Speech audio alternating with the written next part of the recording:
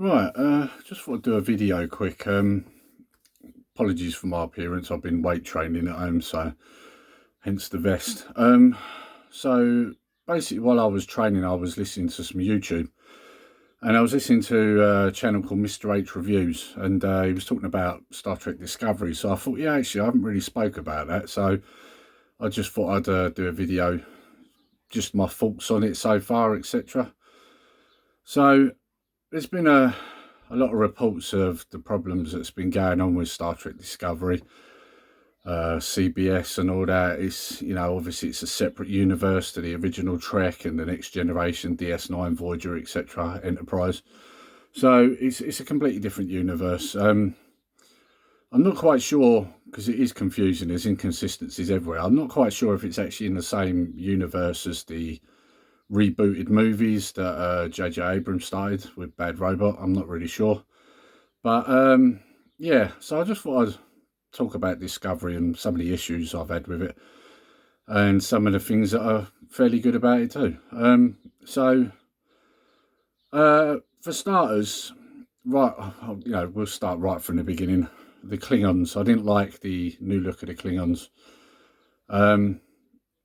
In fact, I didn't really like much about them at all, if I'm honest. Now Klingons eat people. I don't remember that being in the original idea for Klingons. So that's something I don't like.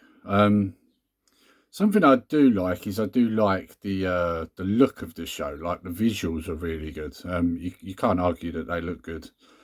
However, although the visuals look good, I don't like the new Klingon ships. I don't like the Discovery at all.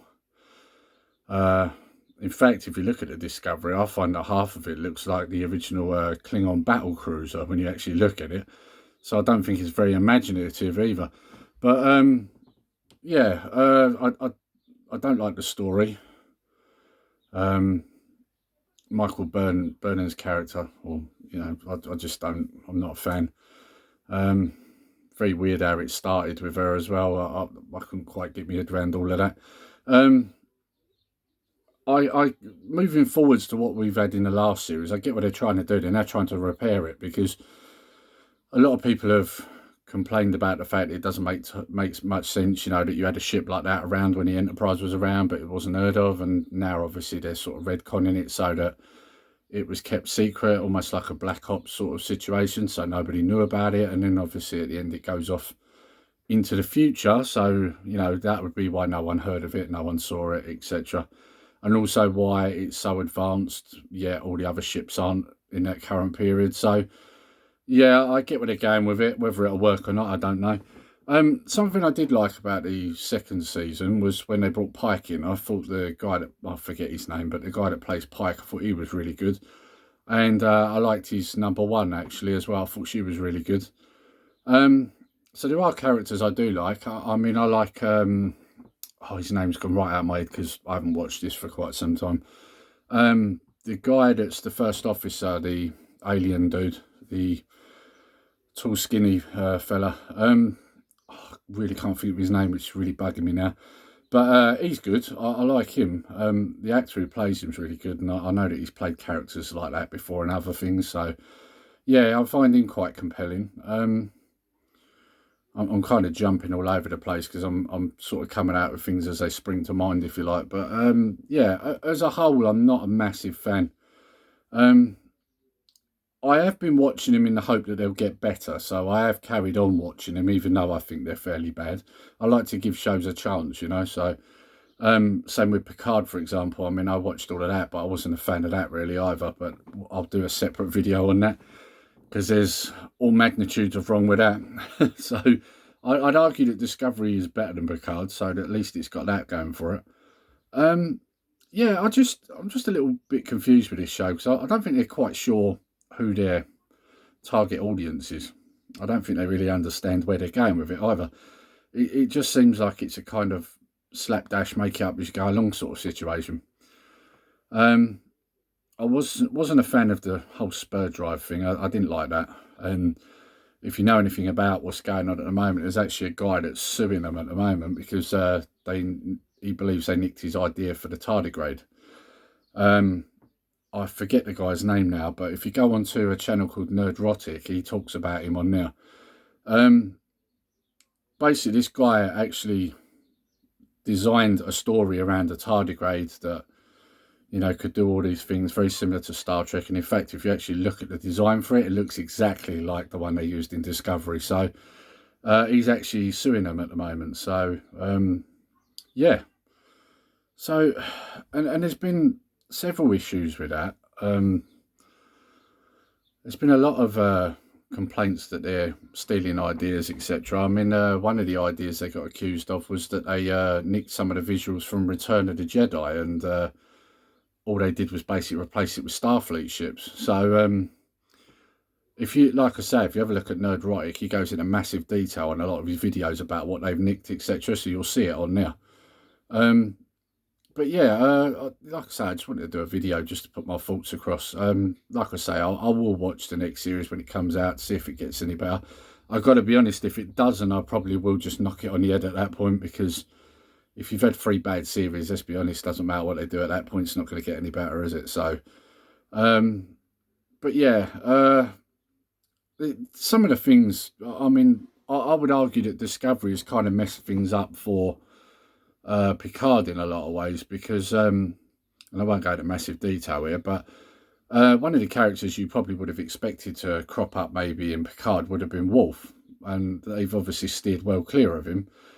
And I think half the reason they've done that is because obviously in Discovery the Klingons look different. So if you brought Worf in now, you'd have to either make him look like the originals, or come up for a reason why that version looks different to how this version is. You know, which is something they already kind of did. I mean, they did this with Deep Space Nine when they went back to the old 60s episode, Trouble with Tribbles, and, you know, they explained that something happened that changed their physical appearance. And obviously in later Star Trek, we actually find out exactly what that was. I think it was in Enterprise, you actually find out there was some sort of airborne contagion which changed them, made them more human looking. So they already explained that once. If they would have to do this again, I mean, that would be pretty bad. You know, it'd be, oh God, really, again? So instead, what they've done with Picard, they sort of, you know, just didn't bring it up. You know, you haven't seen him in it. You've seen several of the other characters, but not him. So, yeah, like I say, some of the things they've done with Discovery, it's kind of ruined things going forwards. I mean, one of the things that you could say it's been contagious from Discovery to Picard is the fact that it's very dark and serious. And I don't know why all series seem to think that this is what everybody wants at the moment. For me, I used to watch Star Trek because it was different to everything else. I don't want to watch that and get all this serious vibe rubbish that you get from everything else. So, yeah, like I say, I mean, I'm kind of rambling at this point, but there's a lot of things I don't like about it. I'll tell you one thing that I really hate is the music actually at the start. I can't stand it. Some music, when you first hear it, you don't like it, and over time you sort of warm to it. Not at all with this one. It doesn't matter how much I hear it, I have to skip it. I can't stand it. So, some of the characters are interesting in it, like I say. I mean, the one that plays the first officer, he's pretty good. The engineer I find quite good. You know, his story's quite compelling, especially what I did like was that they tried to make things more at the forefront. Like, for example, in the first series, his partner, obviously they're a gay couple, which I actually thought was a good thing, then putting that in there. It was something different and quite brave of them to do as well. So I thought that was quite good. Made it a little bit more diverse, you know, so I praise them for that. But one of the things I don't like, and it involves that character and a couple of others, is the language. Like, and they did this same thing with Picard as well. You know, F-bombs dropping and that. I mean, come on. I mean, I know they started to slip some in the movies, the Next Generation movies, you know. You hear Data a couple of times swear. Nothing major, you know. Just 4-letter words here and there. Once maybe in a movie, that was it. But, I mean, you watch these series now, you're hearing them all the time. You know, it's not something, you know, it's Star Trek. You know, we don't want to be hearing that. When, you know, Star Trek's sci-fi, we watch it as an escape. We don't want to hear people swearing. You know, we hear that everywhere now. So, you know, it's a different world. We don't want to hear all that. You know, why are you bringing this stuff in there? It was never a part of it in the first place. If Gene Roddenberry was still alive, he'd probably be turning in his grave.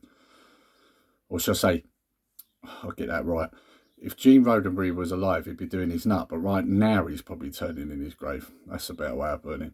So, yeah. Anyway, I think that's all I've got to say about it, really. So I'm going to end it there. All right, Nerdy Geezer out.